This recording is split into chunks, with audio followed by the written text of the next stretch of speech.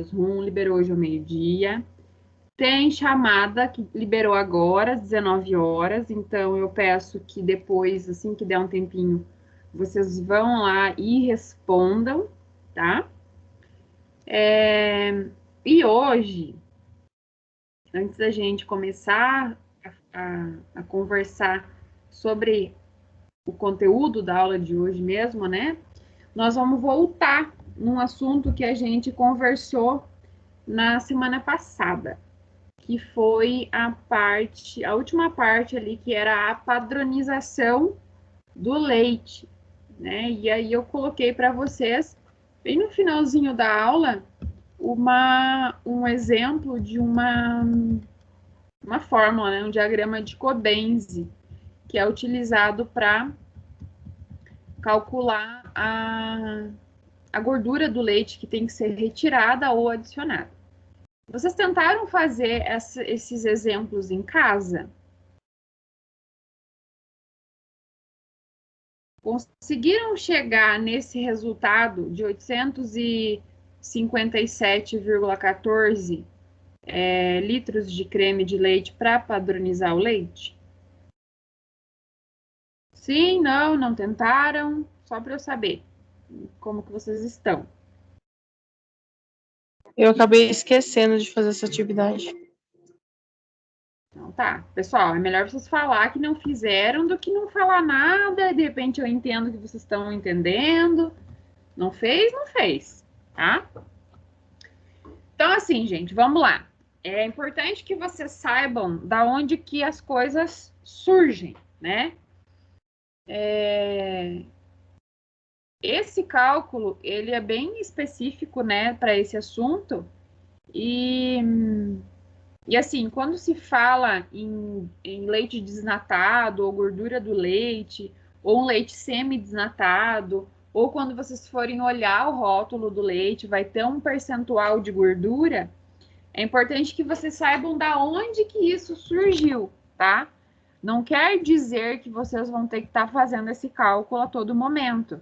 Mas, assim, é importante esse entendimento, saber por que que é dessa forma, por que que tem aquela quantidade de gordura, por exemplo, se a gente viu que a raça do animal, o tipo de alimentação, enfim, né? Vários fatores aí alteram essa composição do leite, tá? Então, vejam só. O primeiro exemplo diz o seguinte, né? Lembrando que a gente viu aqui anteriormente esse diagrama. É importante que vocês tenham aí no caderno de vocês, que vocês reescrevam ele, caso não tenham impresso esse material, para ficar mais claro de vocês visualizarem cada uma dessas variáveis que a gente vai falar, tá?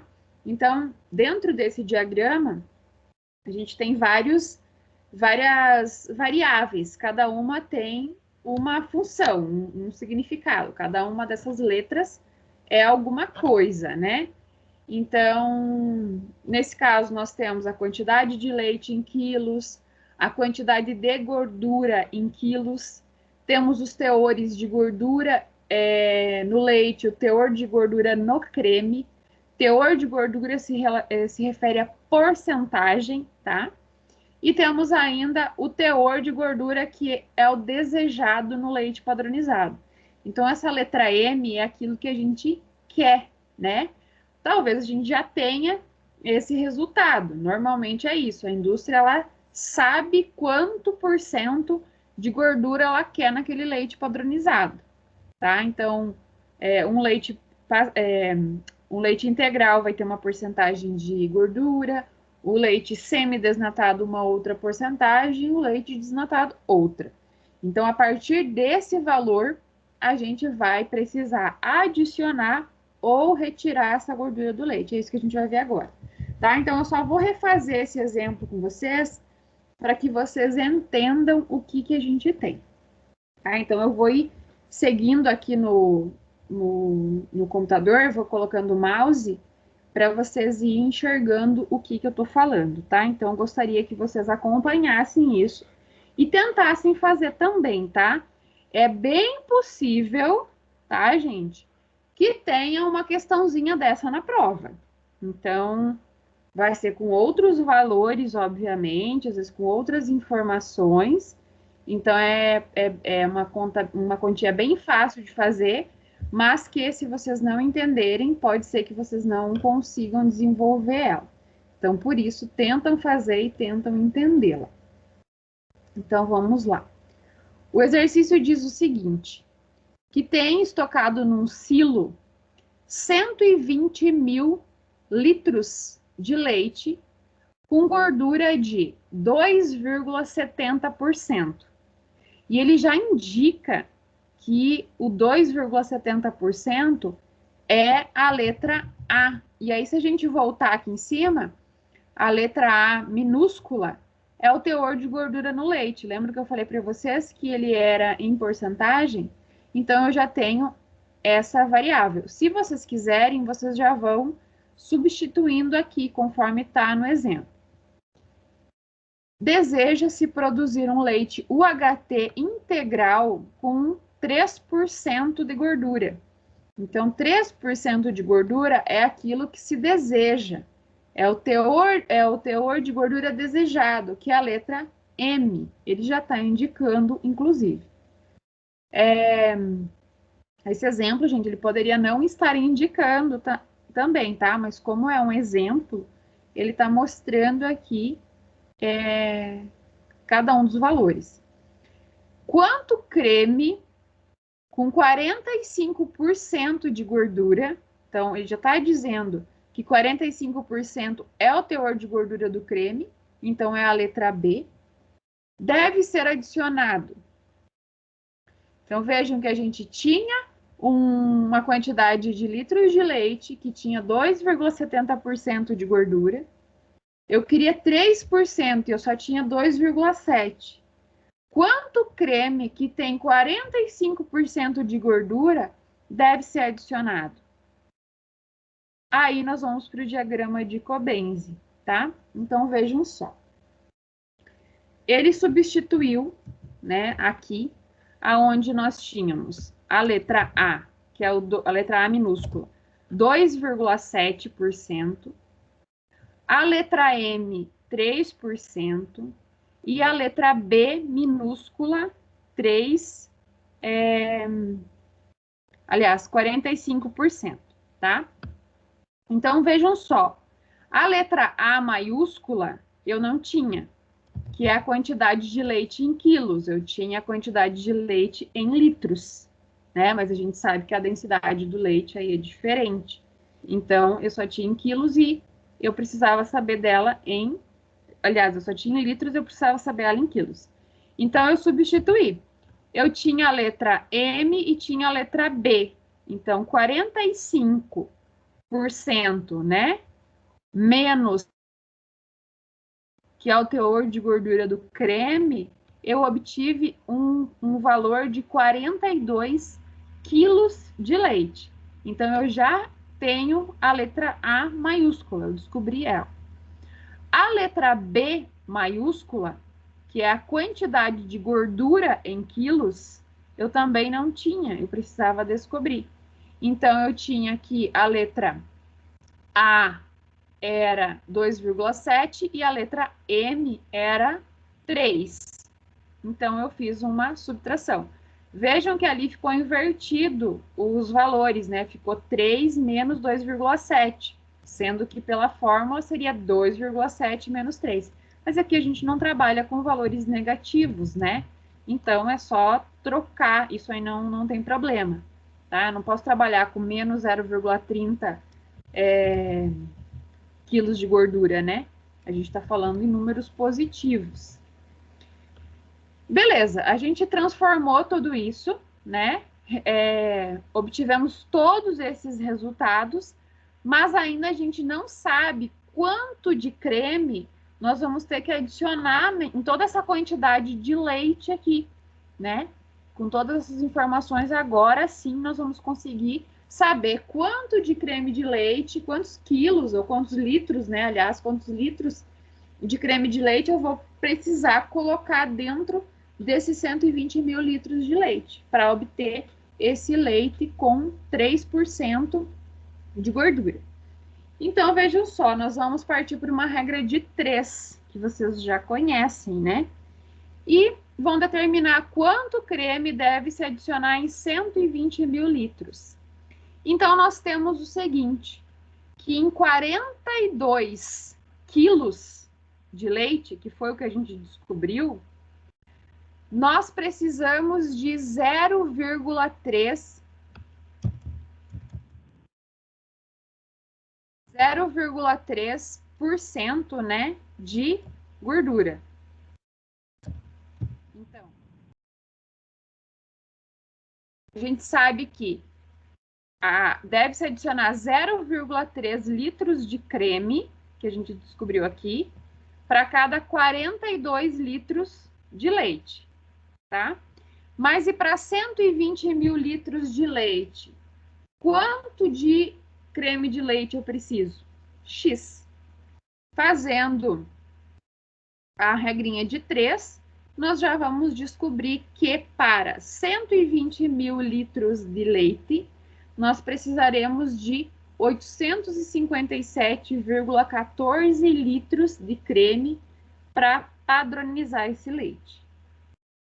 Vocês conseguem entender isso, gente? Ou ficou alguma dúvida sobre essas informações? Tranquilo, professora. Tranquilo? Então, alguém tem dúvida, gente? Pergunta.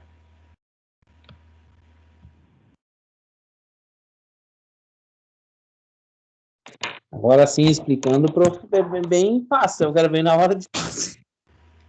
Então, gente, vocês vão ter esse vídeo disponível e é muito importante que vocês tentam fazer de novo sozinhos e tentam ler e ver se vocês entenderam as informações que estão ditas ali, né? Para ver se vocês realmente entenderam e conseguem fazer. É assim que a gente aprende, tá? Bom, nós temos mais um exemplo. E aí, o problema dá uma seguinte sugestão. Mas e se fosse o contrário? Se o leite estiver com uma gordura acima do desejado? Naquele primeiro exemplo, a gente precisou colocar creme para obter uma determinada gordura. Mas vamos supor que esse leite já era muito gordo, né? Então, quer dizer que vai ter que ser feita uma correção. Provavelmente eu vou ter que adicionar mais leite, né? Para que eu tenha a quantidade de gordura ideal, certo? Aliás, desculpa, falei errado. A gente tem que retirar uma quantidade de gordura, né? Para ter um leite ideal. Então, nesse caso, se ainda não foi desnatado, é só ajustar o equipamento para o desnate e desnatar o leite. Mas se já foi desnatado, já foi tirado essa nata, né? Já foi feita a retirada dessa gordura. E ainda assim precisa corrigir o teor de gordura, então vai se adicionar um leite desnatado para fazer a correção, já que a gente tem uma quantidade aí grande de creme, né? Nessa situação. Então vejam só o que acontece aqui. Pessoal, às vezes quando eu dou uma paradinha de falar, é que eu tô aceitando os colegas na sala, tá? E eu preciso abrir uma outra tela aqui para aceitá-los. Por isso que às vezes eu paro de falar do nada. Bom, no exemplo 2, então, diz o seguinte. Tem-se leite com gordura de 1,6%. Ele já está dizendo que o leite tem essa gordura, que é a letra A no diagrama, né? E se deseja padronizar para 1,2%. Então, a gente tem 1,6 e precisa 1,2. Então, quer dizer que a gente está com uma quantidade acima, né? Como eu falei. A fim de produzir leite pasteurizado semidesnatado. Para isso, será adicionado leite desnatado com 0% de gordura, porque é um leite desnatado, ele não tem gordura nenhuma, é isso que vai ser adicionado. Então, por isso que aqui na letra B, nós temos 0. Quanto leite desnatado será necessário para padronizar 95 mil litros de leite? A gente fez a mesma coisa que fizemos anteriormente.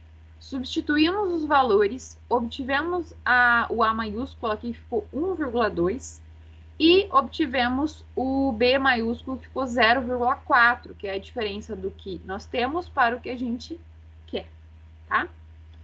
Então, perceba que para cada 1,2 litros, né, de leite, com 1,6 de gordura, se adiciona 0,4 litros de leite desnatado.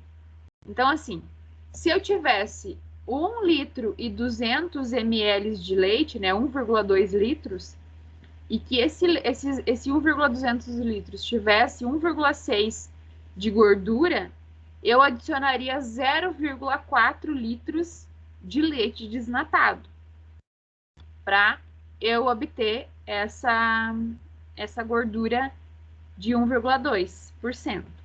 Mas nós temos aqui uma situação com 95 mil litros, né? Nós estamos falando de uma produção muito grande para ser corrigido. Então, se para 1,2 litros de leite precisa de 0,4 litros de leite desnatado, para 95 mil litros, quantos litros de leite desnatado eu preciso? Vai ser X, né? Então, calculando isso, nós temos aqui que serão necessários 31.666,67 litros de leite desnatado para padronizar a 1,2% a gordura, né, desses 95 mil litros que tinham uma gordura inicial de 1,6%. Então, quando eu adiciono a quantidade de leite desnatado, a concentração de gordura ali vai diminuir, né? Então, é importante já fazer o desnate de uma forma correta, evitando a necessidade de correções de grande volume de leite, pois isso dá retrabalho e se perde o controle do processo e da produtividade, né? Porque o que acontece, gente? Nessa situação aqui está sendo feito um trabalho novamente, porque já tinha sido feito o desnate, e mesmo assim não chegou num resultado ideal e precisou esse leite ser reprocessado, né? Diferente de quando falta gordura, que aí tem que ser adicionado, tá? Conseguiram entender como é feita a padronização desses leites, gente? Quando nós olharmos agora lá no rótulo do leite, vocês vão ver essa porcentagem de gordura para os diferentes tipos, seja ele integral, desnatado ou semi-desnatado, vocês vão saber que existiu um padrão, existiu um valor específico para aquela gordura. Então, vocês vão saber que para chegar naquele valor, existiu essa padronização que pode ter sido adicionado gordura ou retirado gordura. E o processo para fazer isso é através desse cálculo aqui. Entendido isso? Sim? Sim. Sim. Então, beleza. A tarefa de vocês é refazer esses exemplos aí, tá? Vai ter, acho que na próxima aula, eu vou trazer... Eu já postei, acho que eu não postei ainda, mas eu vou ter ainda alguns exercícios para vocês sobre isso, para vocês ir treinando e relembrando aí como que faz esses cálculozinhos aí de regra de 3. Eles são simples, mas às vezes a gente fica meio... dá uma bugada, né? A gente às vezes esquece como ele funciona, e é importante que vocês gravem, entendam como é esse processo. Uma vez que vocês entenderam, vocês não vão esquecer mais, né? A gente esquece as coisas quando a gente decora. Aí chega uma hora que a decoreba, ela não funciona, tá? Então, quem teve dificuldade e tiver alguma dúvida ainda, pode tentar fazer e me perguntar, certo? Então, agora eu vou passar para a aula de hoje. Deixa eu compartilhar aqui.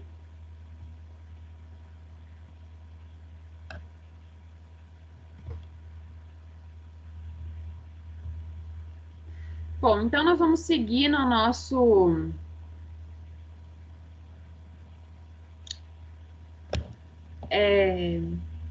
nosso cronograma, né, das nossas aulas de tecnologia de leite, e a gente até agora viu os processos passo a passo, né, de acordo com o que eles vão acontecendo, né, na indústria, em cada etapa.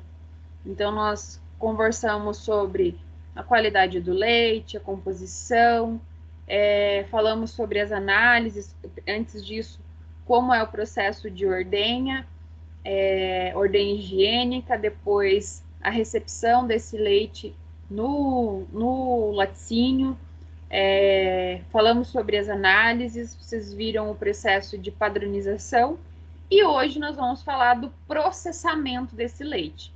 Então, hoje a gente vai ver sobre o leite pasteurizado, o leite UHT, que é o leite longa-vida, o leite de caixinha, e também sobre o creme de leite, tá? A partir de agora, a gente já entra o nome da nossa unidade curricular é Tecnologia de Leite e Derivados. Então, aqui a gente já começa a visualizar os derivados. Nós temos os dois tipos de leite e temos o creme de leite, que já é um derivado da indústria de lácteos, tá?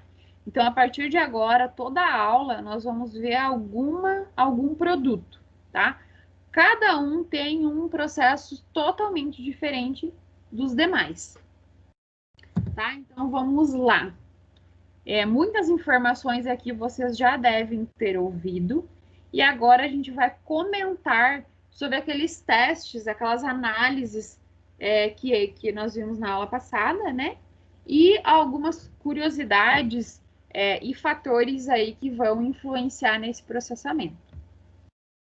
Então, no caso do leite pasteurizado, quando ele passou por um processo de pasteurização, ele pode ser imediatamente industrializado ou estocado por até 48 horas em silos com sistema de refrigeração, né, que vão manter essa temperatura inferior ou igual a 4 graus.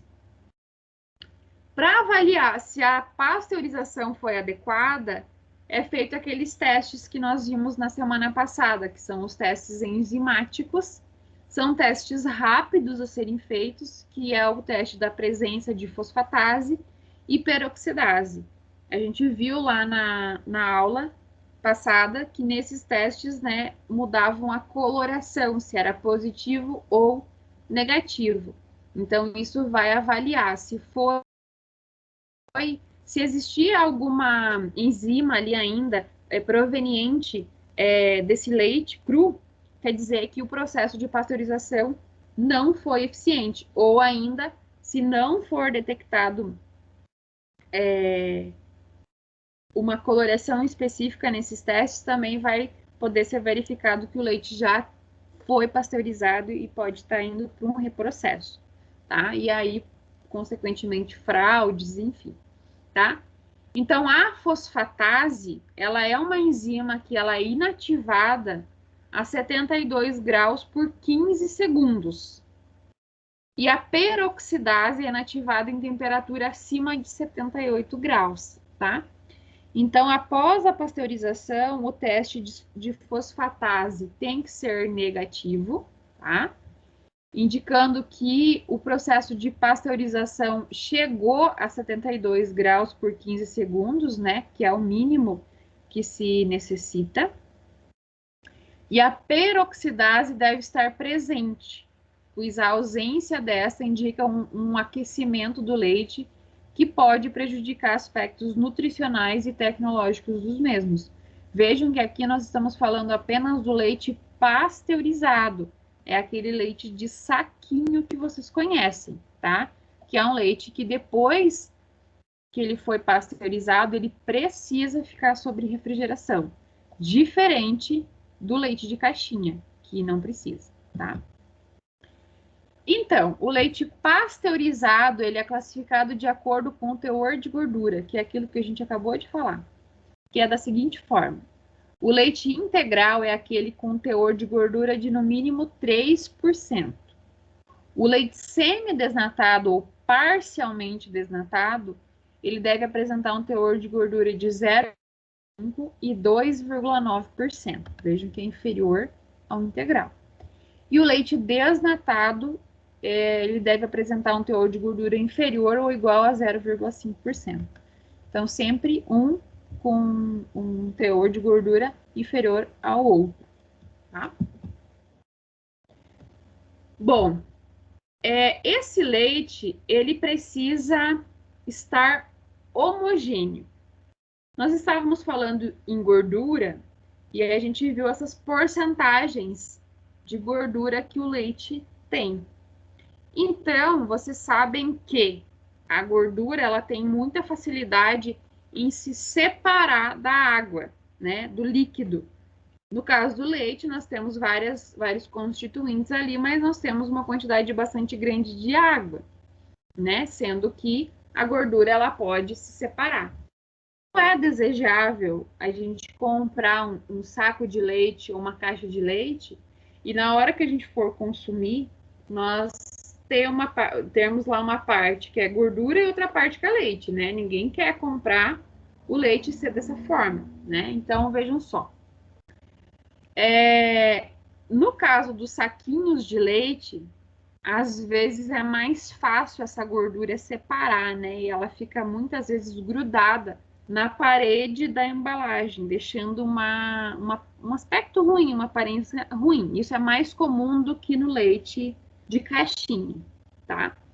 Então, para que isso não aconteça, para que essa gordura fique homogênea com o líquido, é necessário fazer um processo chamado de homogeneização, tá? Ou seja, deixar algo homogêneo.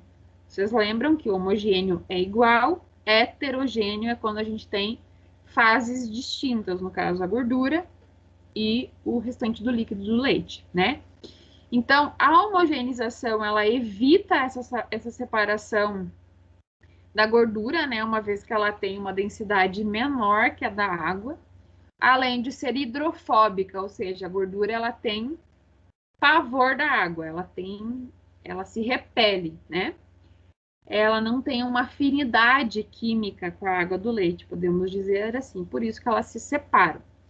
Então, outra função da homogeneização desse leite é que não é tão visualizada, é a de evitar a sedimentação de proteínas quando o leite passa pelo processo UHT, já que a temperatura de pasteurização é maior, né? Então, pode haver ali uma sedimentação de proteínas. Então, por esse motivo, o processo de homogeneização ele é muito importante. E aqui eu vou mostrar para vocês como ele funciona. Eu coloquei a imagem de alguns equipamentos que vai mostrar para vocês de uma forma bem fácil de entender, né, como isso funciona. Então, vejam só.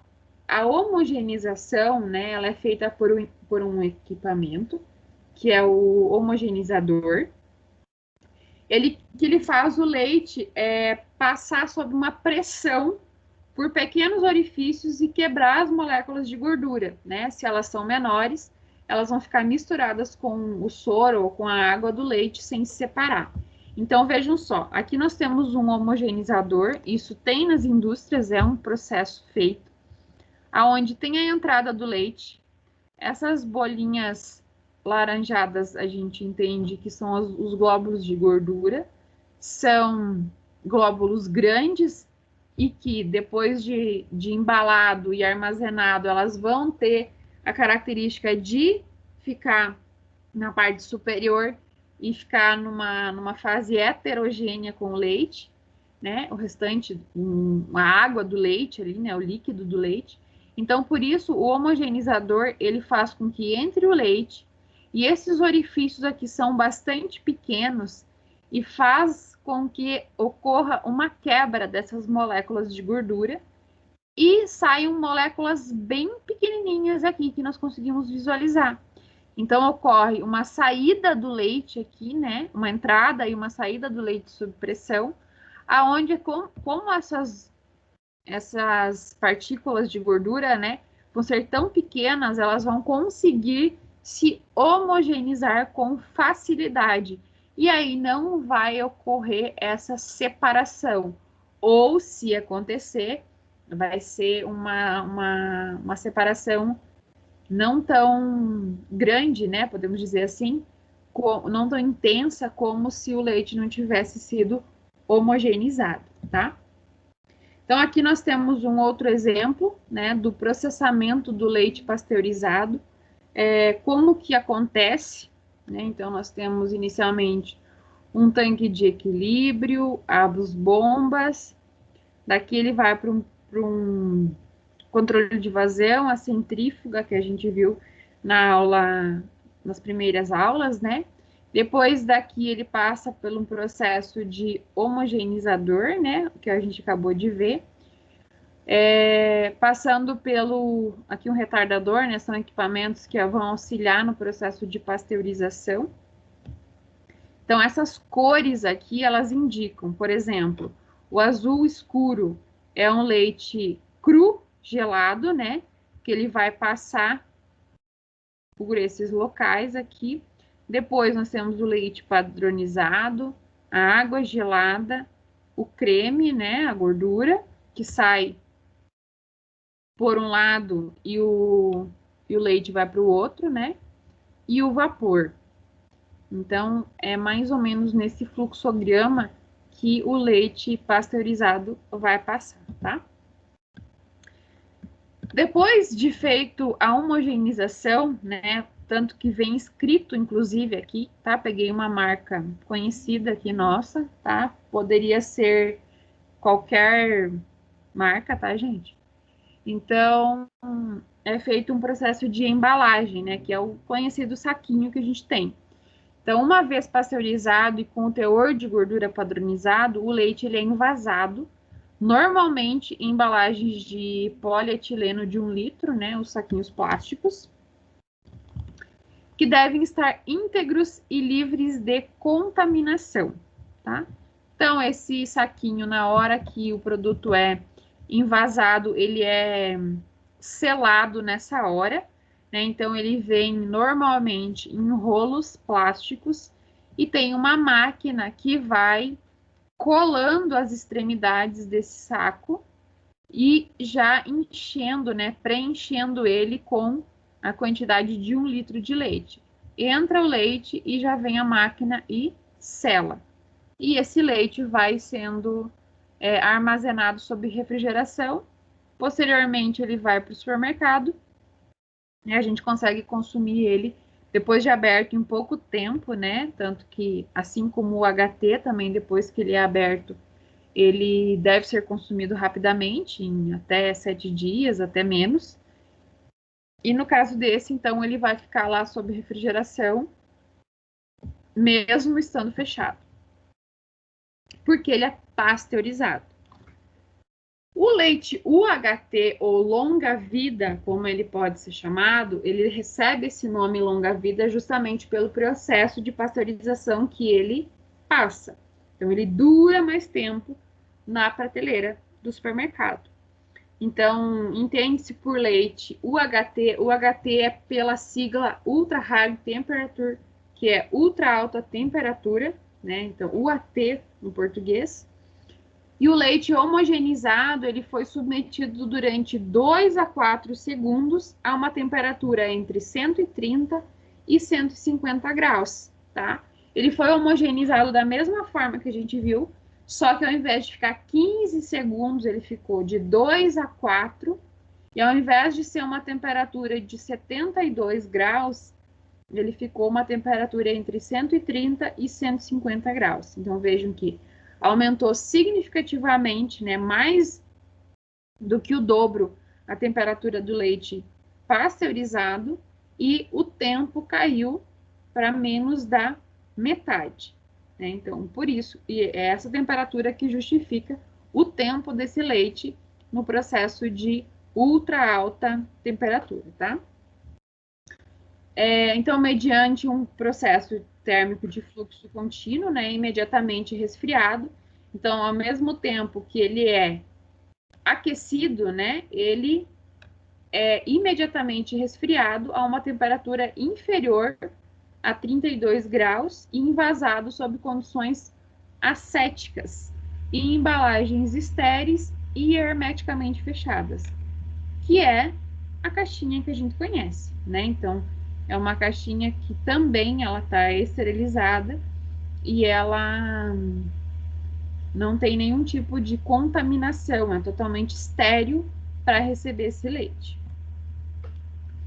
Então, o leite UHT, ele não deve ter micro-organismos capazes de proliferar em condições normais de armazenamento e distribuição, né, podendo, por este motivo, ser denominado de leite longa-vida. Então, o processo UHT, ele é uma técnica para preservação de alimentos líquidos por meio de um aquecimento elevado por um curto período de tempo, né, destruindo micro-organismos e espórios presentes no produto. Aqui, gente, eu vou abrir um parênteses para vocês, que é o seguinte: alguns esporos desses micro-organismos, eles não são destruídos nesse processo UHT, tá? E é por esse motivo que esses esporos vão estar lá dentro do leite. Os micro-organismos todos foram destruídos, certo? Os esporos desses micro-organismos ficaram lá. Como eles estão dentro de um local estéril, sem a presença de oxigênio, luz, enfim, eles estão lá como se eles estivessem dormindo.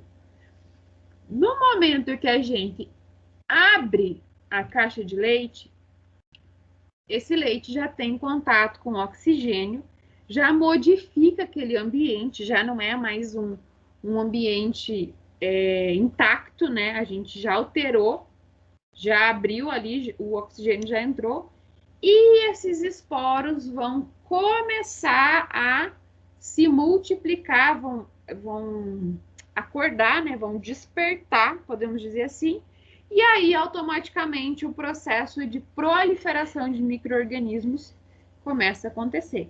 Por isso que até a gente abrir a caixinha de leite, dá para guardar ela lá dentro do armário.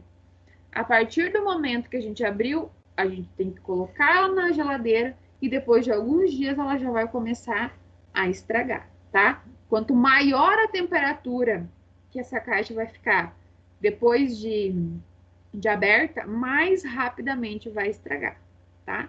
Aqui tá uma diferença entre esse leite e o leite pasteurizado, que é o de saquinho.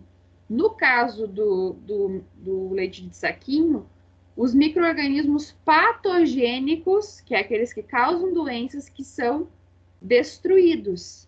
Mas micro-organismos deteriorantes e os seus esporos estão presentes ali. Por isso que ele precisa ficar refrigerado, né? E tem um prazo de validade muito mais curto.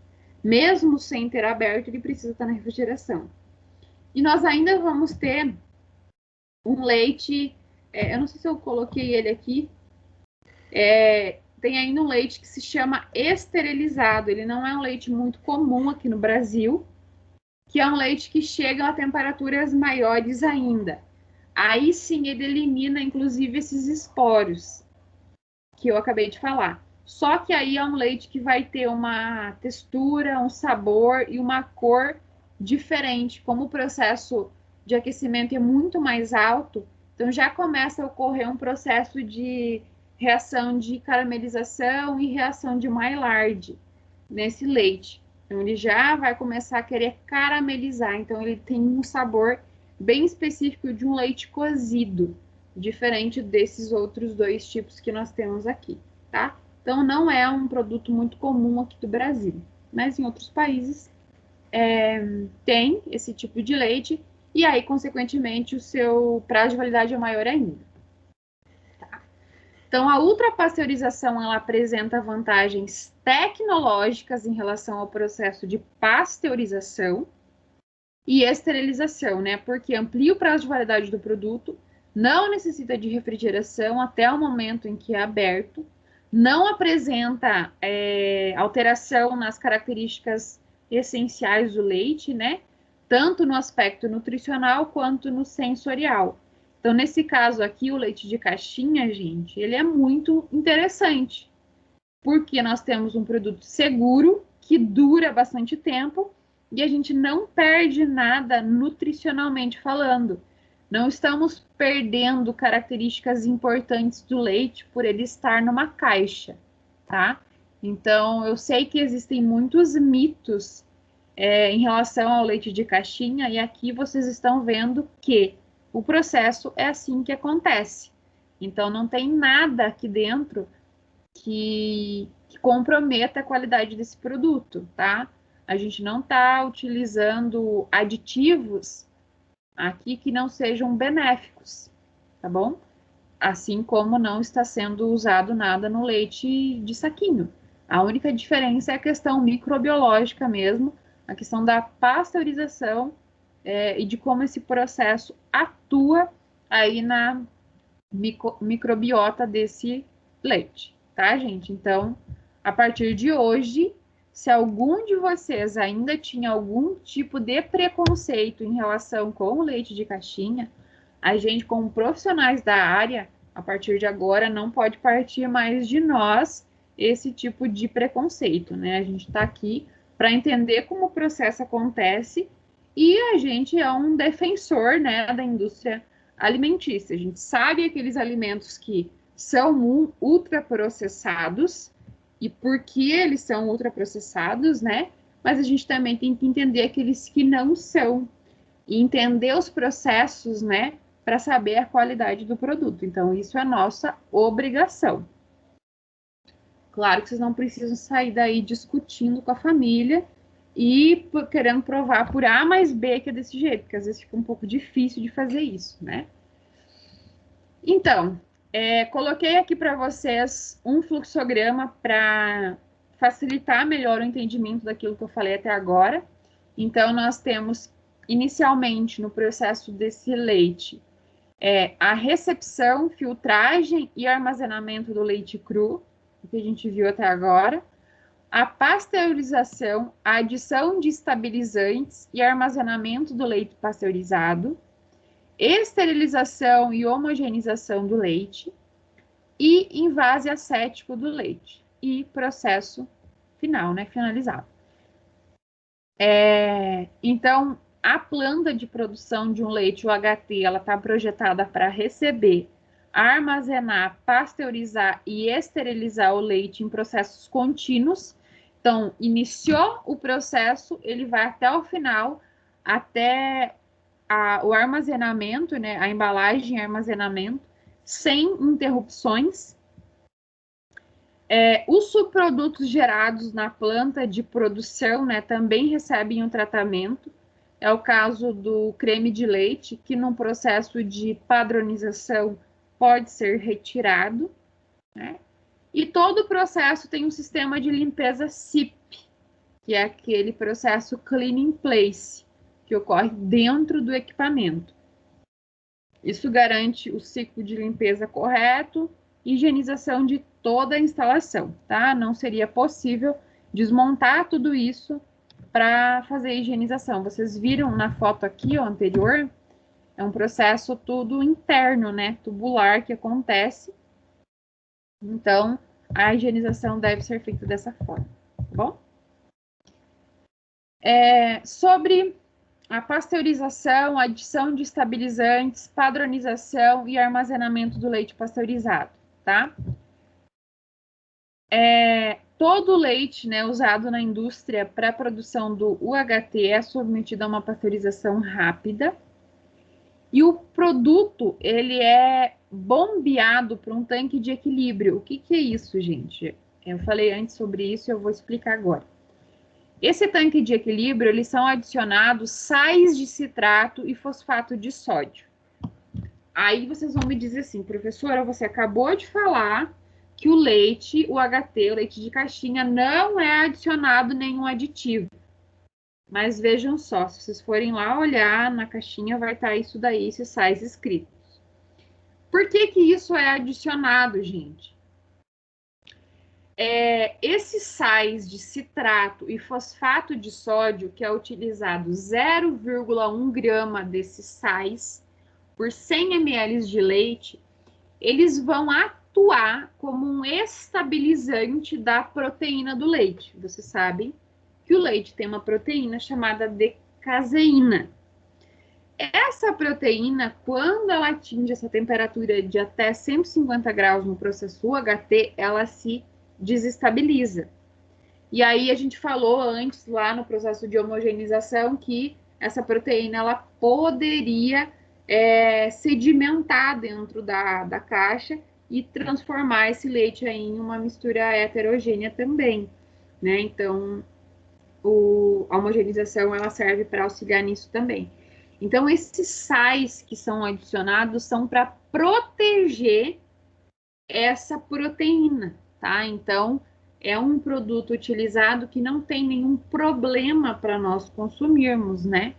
É colocado ali justamente para que melhore essas, ou melhore não, mas para que não tenhamos um problema nessa proteína. E isso são sais que já são contidos no leite. Então, como ocorre uma desestabilização no processo de ultrapasteurização, ele é adicionado para repor isso, tá? Então, o produto é então bombeado para uma seção de pré-aquecimento e para uma centrífuga desnatadeira, que é responsável pelo desnate, pela padronização do leite. Parte do creme proveniente da desnatadeira é reincorporado ao leite para padronizar a gordura. Depois de pasteurizado, o leite é armazenado em silos e higienizado. Então, aqui um equipamento para pasteurização e adição de estabilizante. Então, vejam que a gente não consegue ver muita coisa, né, nesses equipamentos. Ocorre tudo internamente, como eu falei, a questão da higiene tem que ser assípia, que é dentro do local, não tem como desmontar tudo isso e lavar tudo isso, né? Então, por isso é tão importante a gente entender qual é o processo e saber o que está acontecendo dentro de toda essa tubulação. Aqui ocorre algo bem interessante, que lá no início do curso vocês devem ter visto todas as áreas que complementam a tecnologia de elementos, que a gente viu em relação a... com certeza a professora Camila falou para vocês sobre a nutrição, a química, a física, a biologia, a engenharia, né? Então, a própria tecnologia de alimentos. Então, a gente é uma área que trabalha todo mundo junto. Vejam que aqui nós temos uma questão bastante nítida em relação à engenharia, né? Foi pensado e analisado a melhor forma desse equipamento ser feito para um bom funcionamento e para chegarmos no resultado desejado da tecnologia do leite, tá? Então, aqui nós trabalhamos juntos, né? É interessante a gente comentar sobre isso para que nós enxergamos aonde essas áreas se cruzam, por exemplo. No processo de esterilização e homogeneização do leite, né, o produto é bombeado para o tanque de equilíbrio e, em seguida, ele vai para a seção de pré-aquecimento do trocador de calor tubular, que é aquecido até a temperatura de 80 graus aproximadamente, para ser submetido a um processo de centrifugação. O produto vai passar, então, pelo injetor de vapor, e nesse ponto o vapor de um grau alimentício, né, é adicionado ao produto, levando o seu aquecimento até a temperatura de ultrapasteurização, aproximadamente 142 graus. É aquela temperatura que varia de 130 a 150 aproximadamente. Após isso, esse leite já é envasado nessas embalagens acéticas, tá? Aqui nós temos uma imagem de uma planta industrial, né, de leite. Então, começando aqui pelo ultrapasteurizador, o homogeneizador, tanque de produto, máquina de invase, acumulador de embalagens, aplicador de tampas, para aquelas embalagens que tem a tampa, né? A Frimeza é um exemplo, tem aquela tampinha, e a encaixadora. Aqui sobre o envase acético do leite. Todo mundo já viu em algum momento, já se falou muito sobre essas caixas, né? E aqui eu só quero mostrar para vocês, então, todas as camadas que ela tem, né? São 7 camadas no total. Então, a primeira camada é uma camada de polietileno, onde tem uma proteção à umidade exterior.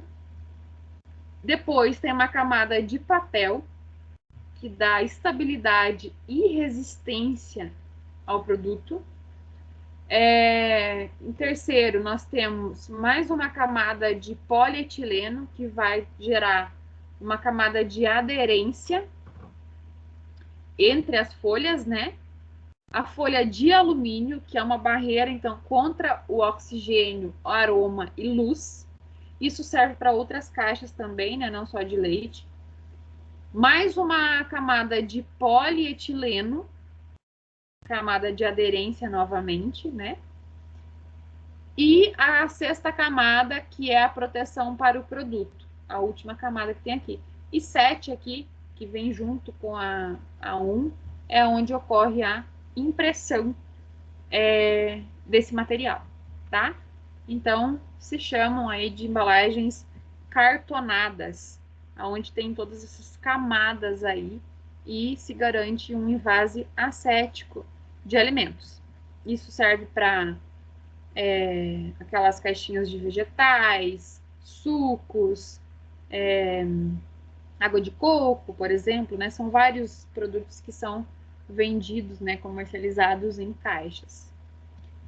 Então, como eu falei, cada uma dessas etapas aqui vai gerar uma camada específica, né, com uma função específica dessas embalagens, tá?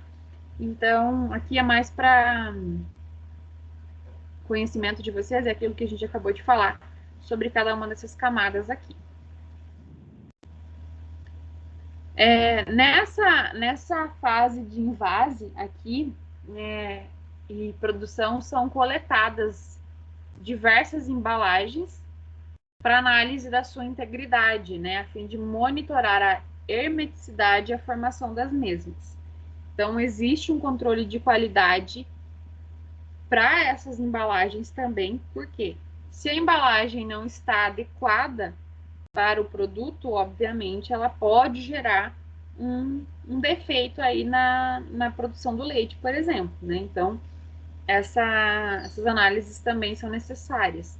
Então, aqui a gente tem análise de eletrolítico, infiltração de tinta, análise de tinta nos canais de ar, análise de arranque da fita, né, na solda longitudinal, quando elas são soldadas, análise de solda transversal para verificar se essa embalagem está íntegra e está soldada efetivamente. Então, aí são análises feitas para integridade dessa embalagem. Também o padrão de identidade e qualidade do leite, né? Aqui a gente volta nas análises que nós vimos na aula passada. Então, vocês viram como é o processo de obtenção desse leite, tanto o pasteurizado como o ultrapasteurizado. Vimos as embalagens, vimos que existe um controle de qualidade para as embalagens também, e agora um controle de qualidade para o leite, né, que vai dar aí a credibilidade desse produto. Então, o leite ele deve permanecer estocado na fábrica por 7 dias, até que seja conhecido o resultado das análises microbiológicas e das fisicoquímicas. Normalmente, as análises fisicoquímicas elas têm um resultado bem rápido. As microbiológicas, dependendo daquilo que é analisado, ela pode demorar até 7 dias para se obter o resultado, né? A gente está falando aí de proliferação de micro-organismos, então isso pode demorar.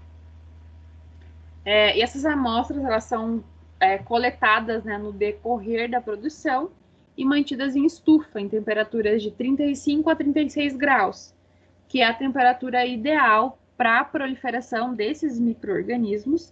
Isso faz com que tenha uma aceleração, né, seja um ambiente adequado, ideal para esses micro-organismos, né, crescerem, se for o caso. Então, aqui tem alguns parâmetros que são avaliados em relação à matéria gorda, né, para cada um dos tipos de leite, que é aquilo que nós vimos. A acidez em ácido lático, né, isso aqui é o adequado, por exemplo. Um leite integral tem uma acidez, né, em gramas de ácido lático por 100 ml de leite, que é de 0,14 a 0,18 gramas.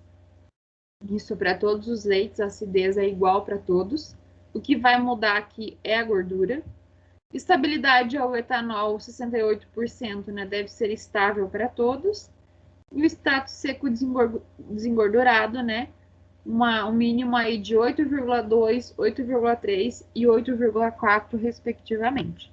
Então, esses são alguns parâmetros que são analisados nesse padrão de identidade e qualidade do leite, além das análises microbiológicas, né, que não pode ter o desenvolvimento de nenhum tipo de micro-organismo, uma vez que, como eu falei para vocês, esse leite ele já passou por um processo de ultra alta pasteurização. Essas estufas que esse leite vai ficar por um determinado tempo para análise são estufas estéreis também.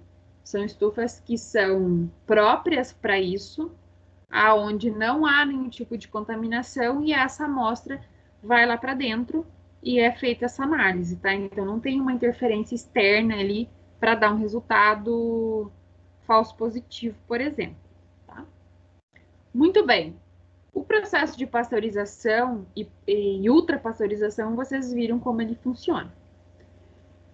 Após isso, nós temos aí um subproduto, algo que sobrou desse processo de homogeneização desse leite. Né? Foi produzido leite integral, desnatado e semidesnatado, e pode ser que tenha sobrado creme de leite. E aí nós temos um produto que é muito utilizado, com um valor agregado muito interessante comercialmente, né? Que é o creme de leite. Que nada mais é que uma emulsão de gordura e leite. É aquilo que sobrou, digamos assim, do leite, tá?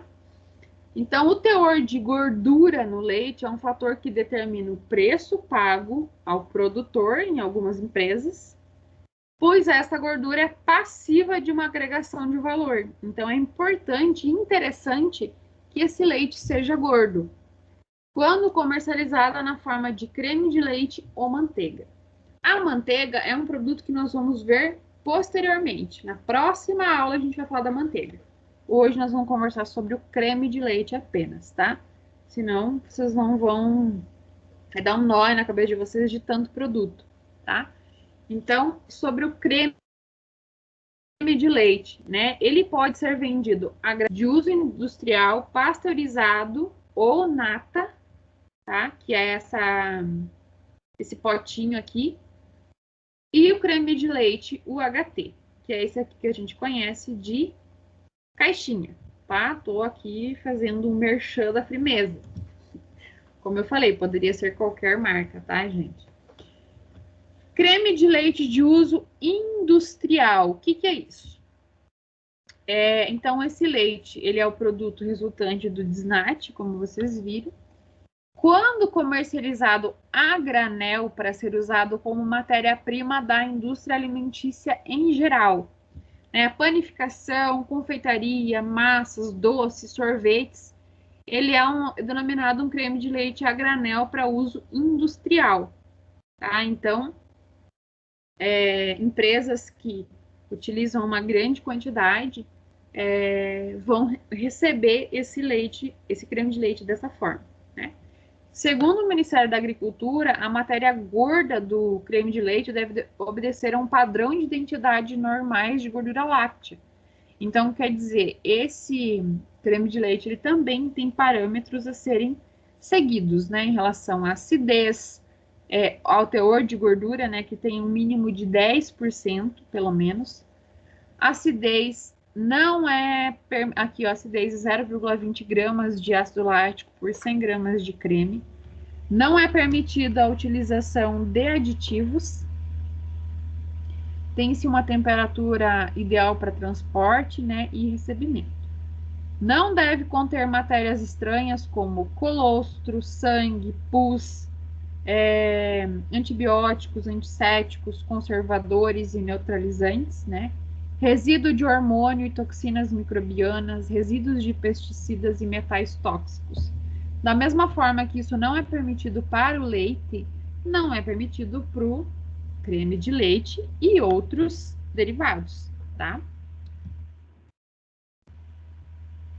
O creme de leite pasteurizado ou a nata, como a gente conhece, ela é um produto lácteo, né? Vejam que aqui nós temos uma certa diferença. Ah, mas é creme de leite? Não, mas é nata. A nata, ela é pasteurizada, tá? É um leite, uma gordura, né? Relativamente rica em gordura do leite, formando emulsão de gordura em água. Esta pode ou não ser homogeneizada, deve ser submetida a processo de pasteurização como tratamento para destruir os micro-organismos patogênicos. E aqui, gente, nós temos uma situação similar ao leite. No caso da nata, que é um produto pasteurizado, ela também é vendida somente refrigerada. A gente não encontra a nata lá na prateleira do mercado e também não guardamos dentro do nosso armário. Ela fica na refrigeração, a gente chega em casa e guarda ela na geladeira. O creme de leite, ele é pasteurizado, ele é UHT, ultra pasteurizado, ele vem na caixinha, do mesmo jeito que o leite. E a gente consegue guardar ele no armário e dura por muito tempo. Então, aqui está uma diferença entre o creme de leite e a nata, tá? A nata, ela deve conter no mínimo 45% de gordura e acidez máxima de 0,2%. E é permitida a adição de espessantes e estabilizantes. Então, quais que são os espessantes e estabilizantes utilizados? Carragena, carragenina, por exemplo, né, o máximo de 0,5%, e goma guar. Vocês vão falar, mas professor, o que é esse espessante estabilizante? Todos vocês, como vocês me relataram que têm o conhecimento em relação ao leite, à produção de leite, já participaram disso em algum momento da vida de vocês, ou participam ainda, vocês já aprovaram uma nata fresca, né? Lá da fazenda mesmo. Às vezes, tem algumas marcas de nata que a gente compra e que você pega o pote assim, parece uma gelatina. Vocês já devem ter visto isso. Ela não é tão cremosa, digamos assim. Ela realmente parece uma gelatina. Você balança assim, ela meio que se mexe. Isso é um exemplo de um produto que tem espessante e estabilizante, que eles vão auxiliar nessa formação espessa. Tá? Então, isso é uma característica da nata, porque é adicionado aí um aditivo que deixa ela nessas características. E aqui vocês viram que quase todos os potes têm essa informação, que bate chantilly. Então, se vocês baterem essa nata, vai ficar com a aparência, né, de um chantilly, aquele creme mais arenoso, assim, né? Gostoso, enfim. Se coloca em bolos, tortas, cafés e assim por diante, né? É um produto bastante estável e muito utilizado na área da confeitaria. No caso do creme de leite, ele já não tem essa característica, ele já não forma esse chantilly, né? Ele não tem toda essa textura que a nata vai dar. Então, aqui tem uma diferença entre um produto e outro. Então, no caso da produção de nata, a obtenção desse creme pelo desnate, como a gente viu, né, do leite cru, na forma de creme a granel de uso industrial. Depois é feita a padronização do teor de gordura, usando o diagrama de Cobenzi, que é aquilo que vocês acabaram de calcular, e é adicionado leite para diminuir a gordura. No entanto, para aumentar o teor de gordura, usa-se o creme mais gorduroso. Então, depende ali do cálculo, do resultado que o diagrama vai dar, é feito essa adição ou retirada de gordura. E depois é feito a adição dos espessantes e estabilizantes. Esses aditivos eles são adicionados diluídos em leite e na concentração conforme a formulação e que atenda aos limites previstos pela legislação. Posterior a isso, a nata vai passar pelo processo de pasteurização, da mesma forma que ocorre com o leite, 15 segundos até 72 graus, né? 75. Depois disso, ela é resfriada rapidamente até 4 graus, envasada e continua resfriada para a estocagem. Tá? Então, esse é o fluxograma de produção da nata. Aqui, basicamente, o que eu já expliquei para vocês, né? Aqui nós temos um exemplo, isso quase não se utiliza mais, eu já falei isso para vocês, de pasteurização lenta e pasteurização rápida. Tá? No caso da nata, ela muda um pouquinho do leite. Tá? Ela tem uma temperatura um pouquinho mais alta do que o leite tem. Tá? Mas, de uma forma geral, não se usa muito mais essa pasteurização lenta. Isso faz com que o produto fique muito tempo aí numa temperatura, no aquecimento. Isso pode gerar alguns sabores desagradáveis, uma alteração no produto. Quanto ao creme de leite, que é UHT, que é essa diferença que eu falei para vocês, né? Inclusive aqui na caixinha ele traz creme de leite UHT homogeneizado. Vejam que são processos que a gente acabou de estudar. Então, o creme de leite UHT, né, ou longa-vida, como também pode ser chamado, é o creme submetido ao tratamento térmico de temperatura ultra alta, mediante procedimento tecnologicamente adequado, envasado em embalagem cartonada, que é a caixinha. Mesma coisa do leite. Hermeticamente fechada e em condições ascéticas. Requisitos aqui em relação à matéria gorda, né? E a acidez. Então, nós temos uma variação também de um creme leve. Hoje, vocês já devem ter visto, a Frimeza tem um produto que se chama creme de leite leve. Eu acho que eu até tenho uma embalagem aqui, eu vou mostrar para vocês, só um minutinho.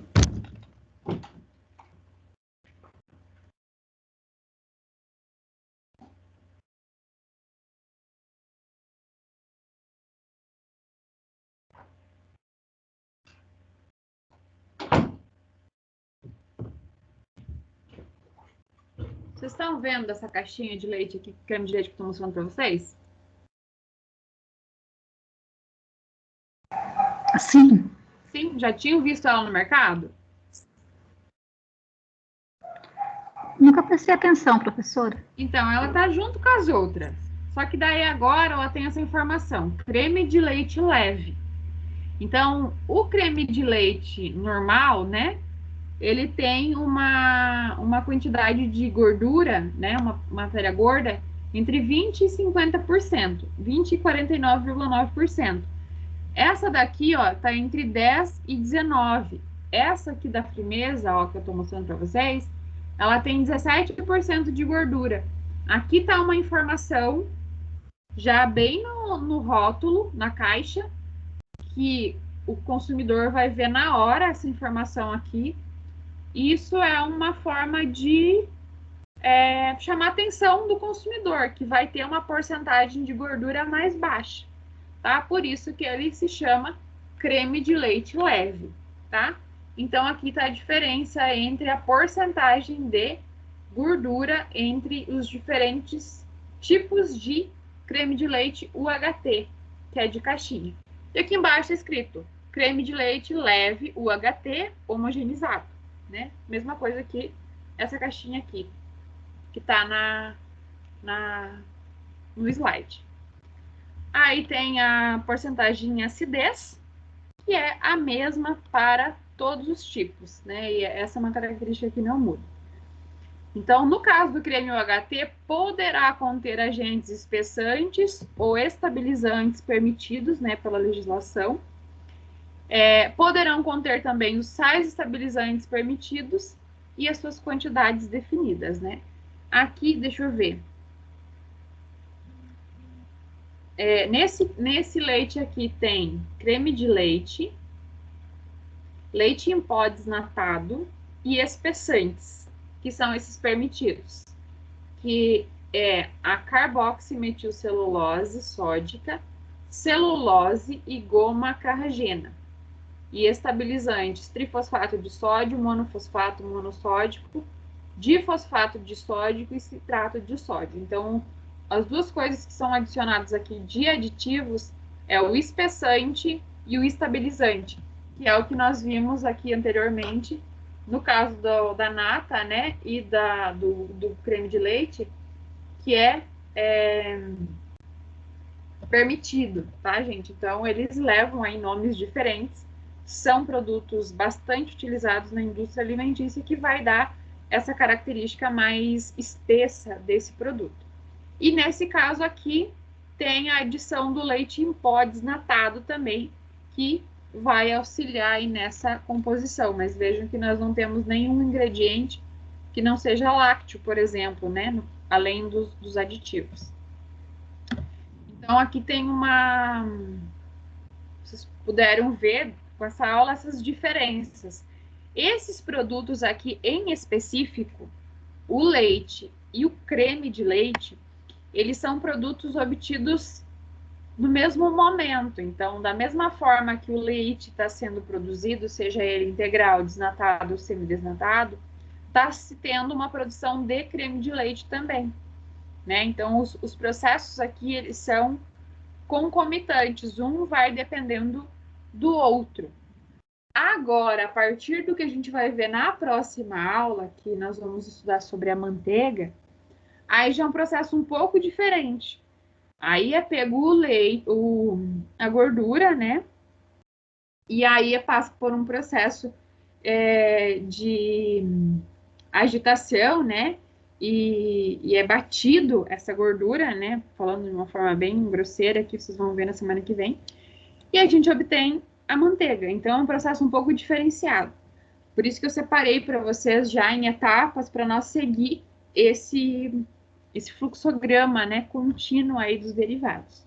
Tá, gente? Então, foi possível vocês entender como é obtido o leite pasteurizado e ultrapasteurizado e o creme de leite pasteurizado e ultrapasteurizado? Vocês conseguiram entender ou vocês ficaram com alguma dúvida?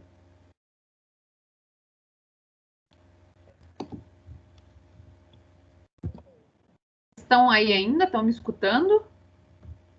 Deu para entender, sim, professora. Dá para ter uma noção muito boa de tudo, de como é diferente, de como é produzido, como é envasado. É muito interessante. Deu para entender bem, sim. Que ótimo. Vocês já conheciam algum desses processos? Eu não. Não, é novidade, então, para vocês.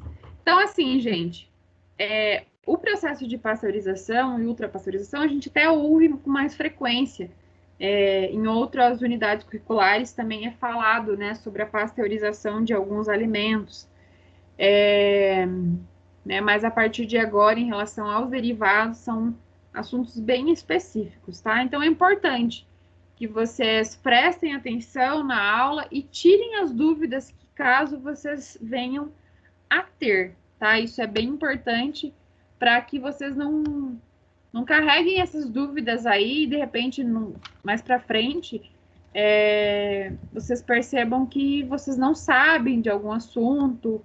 Enfim, isso, ao longo das aulas, vai ficando cada vez mais puxado, digamos assim, né? Porque é bastante conteúdo que vai ter. Claro que nós vamos ir fazendo atividade, vamos ir fazendo trabalhos, mas é importante que vocês vão levando isso bastante em dia, tá? Eu deixei para vocês uma lista de atividades para vocês fazerem no caderno, tá? Não precisa me entregar, por enquanto. Quando for para entregar, a gente vai ter um formato diferente, tá? Vocês podem imprimir isso ou copiar no caderno de vocês. Então, é sobre o que a gente conversou na aula passada e hoje. Então, vocês vão ir respondendo. Tem algumas questões aqui de marca X. Vocês vão falar sobre o teste do alisarol, que foi o que nós vimos na semana passada, que é aquele teste que a gente comentou que, quando era feito o carregamento do leite, era bastante comum já ser feito, o próprio motorista do caminhão às vezes fazia esse teste, né? É aquele que avalia a acidez e a estabilidade da proteína. Vão falar sobre esse teste, vão explicar ele. Se vocês voltarem lá na aula da semana passada, tem um desenho que mostra o teste e mostra o que acontece com o leite e as classificações de cores e formação de grumos. Então, olhem aquele material para responder, tá? Mais importante do que vocês responderem, gente, é entender o que vocês estão escrevendo. Então, não vão indo atrás de respostas prontas na internet, que isso não é sinônimo de aprendizagem, tá? Uma vez que vocês vão lá no slide, olham o que está escrito e montam a resposta de vocês, automaticamente vocês entenderam o conteúdo, tá? Aqui sobre a questão da fosfatase e da peroxidase, a gente falou isso na aula passada e hoje de novo. Tem um slide ali que fala exatamente sobre isso. Tem a resposta, inclusive, naquele slide, né? Então, é só olhar o material. Aqui também vocês vão procurar na instrução normativa, né, de 2011, sobre as principais análises microbiológicas realizadas para avaliar a qualidade do leite. Como que vocês vão pesquisar isso, gente? Vocês podem escrever. Isso aqui sim vai ser uma pesquisa que vocês vão poder utilizar a internet e devem utilizar. Vocês podem colocar o número da instrução normativa e o ano, ou ainda colocar principais análises microbiológicas realizadas para avaliar a qualidade do leite, por exemplo, tá? E vão descrever aqui elas, tá? Podem descrever de uma forma bem sucinta, bem resumida. Vão escrever o que é a padronização do leite, como é determinado, foi o que nós falamos hoje. E na aula passada, vocês tiveram o diagrama de Cobenzi, que explicou bem para vocês como é essa padronização, né? Como que é determinado? Através do diagrama. Aqui o teor de gordura do leite desnatado, qual é? Tem as respostas lá no slide também, deem uma olhadinha. Sobre a etapa da redução dos tamanhos de glóbulos de gordura do leite. Lembra que eu falei qual que é o processo? Como que se chama mesmo?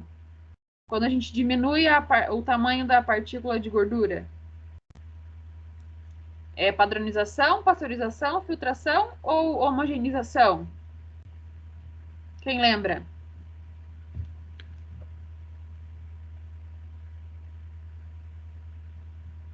Gente, homogeneização? Opa, aleluia! Tem alguém aí me respondeu? Isso mesmo. Processo de homogeneização. E aí ele vai pedir para vocês explicar o processo.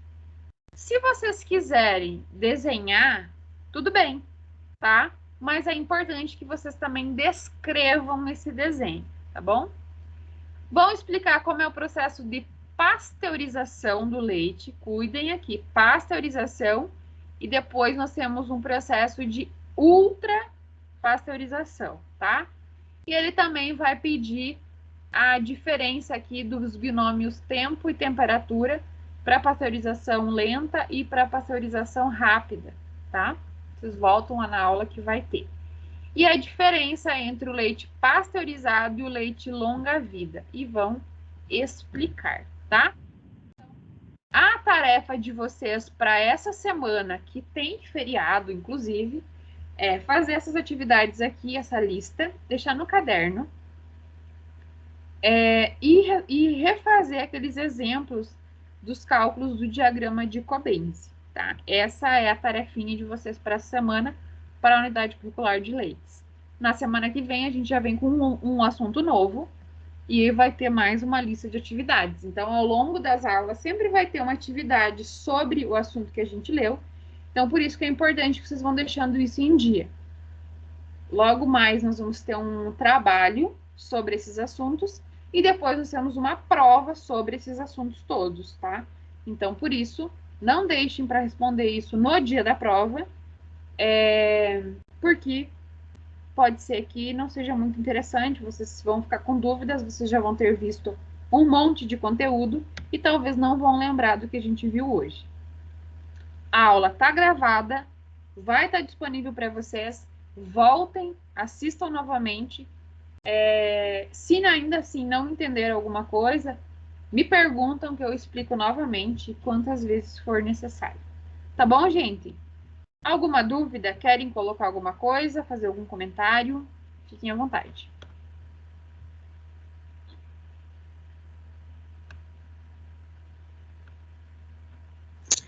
Não vai precisar mandar foto para você ver, né? É só fazer no caderno. Vou confiar em vocês.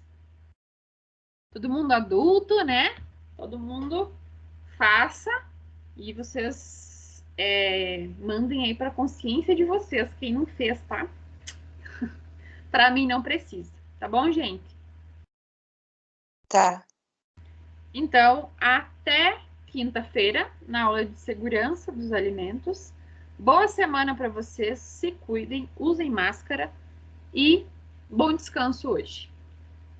Até mais. Obrigada. Tchau, tchau. Realmente. Tá, obrigada. Tchau, Tchau, tchau. Boa noite. Assim que eu conseguir salvar aqui, eu já vou postar.